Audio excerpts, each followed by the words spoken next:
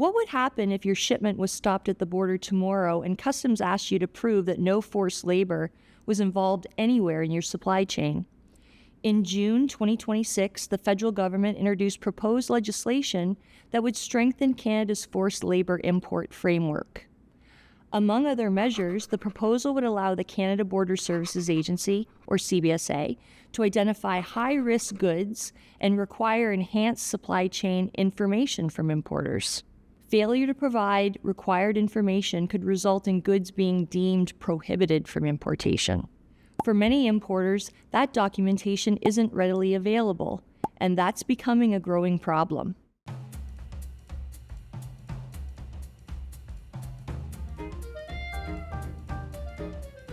Hi, my name is Charmaine Goddeeris, and I'm a director at BDO's Customs International Trade Practice.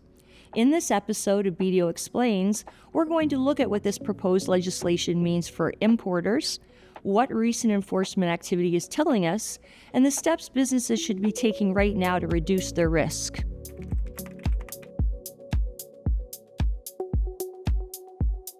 Canada implemented a ban on importing goods produced wholly or in part through forced labor in 2020 as part of its commitments under CUSMA.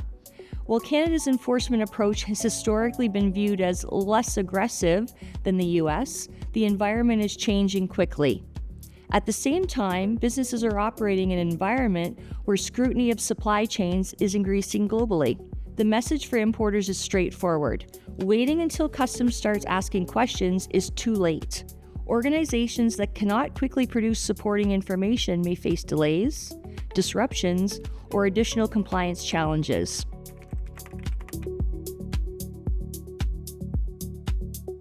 So what does good documentation actually look like? The key word is traceability.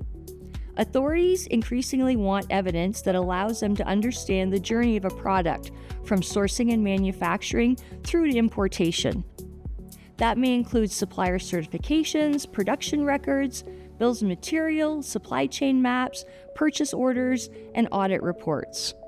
For businesses with complex global sourcing arrangements, this often requires coordination between procurement, logistics, legal, compliance, and trade teams.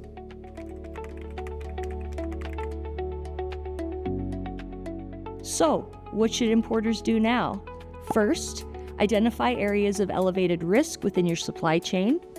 Second, review supplier onboarding and monitoring processes to understand whether you're obtaining the information needed to support compliance. Third, assess whether your current records would allow you to respond quickly to a customs inquiry. And finally, make sure this issue isn't being managed in isolation. The reality is that enforcement expectations are moving in one direction, upward. Businesses that invest in supply chain transparency and documentation today will be in a stronger position to navigate tomorrow's compliance challenges. If your organization imports goods into Canada or the US, now is the time to evaluate whether your documentation and due diligence processes are keeping pace with evolving expectations. The good news is that preparation today can help avoid significant disruption tomorrow.